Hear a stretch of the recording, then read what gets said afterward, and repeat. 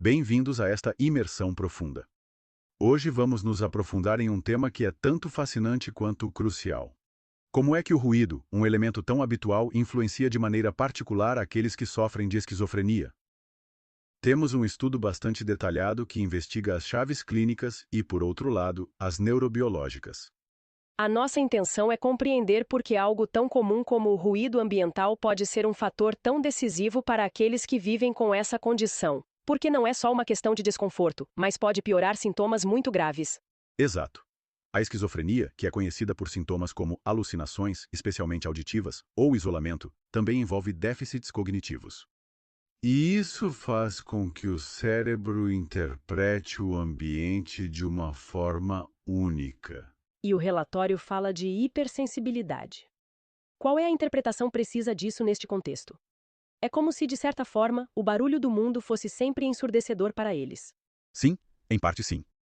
Muitas pessoas que sofrem de esquizofrenia apresentam hiperacusia, o que significa que sons comuns soam extremamente altos e insuportáveis, ou até mesmo misofonia, que são reações emocionais bastante intensas a sons concretos. Mas a raiz do problema, segundo sugere o relatório, parece ser mais um erro no que chamamos de gating sensorial. Gating sensorial. Você está falando sobre a habilidade do cérebro de filtrar informações irrelevantes e focar no que realmente importa? Pois é isso. Imagine que seu cérebro não consegue controlar o volume do tráfego do lado de fora, da conversa ao lado ou do ar-condicionado, que tudo é recebido com a mesma energia. É como se houvesse 1000 estímulos ao mesmo tempo disputando a sua atenção. Essa dificuldade em filtrar causa uma sobrecarga constante, um tremendo esgotamento mental. Entendi. Ou seja, esse filtro que não opera corretamente não apenas torna o ruído desagradável, mas também agrava os sintomas diretamente. Totalmente. Isso pode fazer com que as alucinações auditivas se tornem piores ou mais frequentes. Se já é difícil saber o que é real, pense em um bombardeio de ruído externo que você não pode controlar. E claro, também afeta o pensamento, a atenção, a memória, funções que geralmente já estão comprometidas na esquizofrenia. É complicado pensar assim. E o sono, que já é complicado por si só na esquizofrenia. Outro ponto importante. O barulho noturno, pois fragmenta o descanso. E sabemos que uma má qualidade de sono impacta os neurotransmissores, como a dopamina, que tem um papel importante na psicose. Isso gera um ciclo vicioso. O ruído atrapalha o sono. Dormir mal faz com que você fique mais sensível ao ruído e pode piorar outros sintomas. O relatório descreve isso como um estressor ambiental, que se acumula ao ruído mental da própria doença. Claro, isso é lógico. E isso não é apenas uma sensação, não é?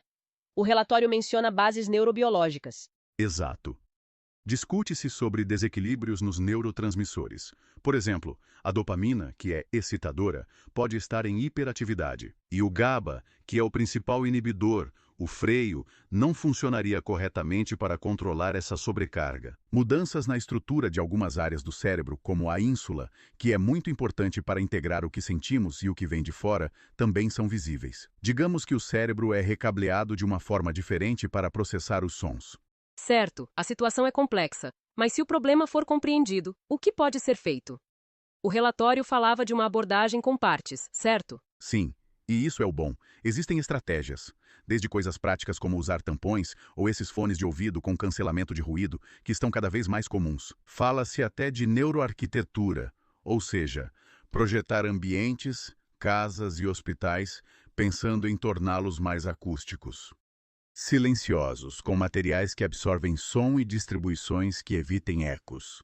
Isso da neuroarquitetura é muito interessante. E ainda mudar o ambiente físico. Pois pode-se usar o próprio som. Os sons de mascaramento, como o ruído branco ou rosa, estabelecem um fundo sonoro constante e previsível que auxilia na ocultação de ruídos indesejados e surpresas sonoras. E claro, existem as terapias. A terapia cognitivo-comportamental, conhecida como TCC, pode ser útil para mudar a maneira como reagimos a sons inevitáveis. A musicoterapia também parece ser útil. E muito importante, o papel da família e dos cuidadores. Ajudar a criar um ambiente em casa que seja tranquilo e previsível é fundamental. Mas uma coisa, ao usar tampões ou cancelamento de ruído, não se corre o risco de aumentar o isolamento social. É uma boa observação. É preciso ter cuidado. A chave é o equilíbrio, e que seja uma escolha da pessoa. Não é uma questão de se enclausurar em um silêncio absoluto, mas sim de ter instrumentos para gerenciar situações difíceis ou locais barulhentos que não se pode evitar. A proposta é que ajudem a se envolver mais na vida, e não menos. Resumindo, o que o relatório deixa muito claro é que o ruído não é algo passivo na esquizofrenia. Interage com a biologia do cérebro, intensifica os sintomas e compromete a qualidade de vida. Portanto, gerenciar o ambiente acústico deve ser parte do tratamento e do apoio. É mais uma parte do todo. Como a realidade é percebida na esquizofrenia e o que isso diz sobre o nosso ambiente sonoro, que muitas vezes não prestamos atenção. Pode estar afetando sutilmente nosso estado de ânimo, nosso bem-estar, mesmo sem termos qualquer condição diagnosticada.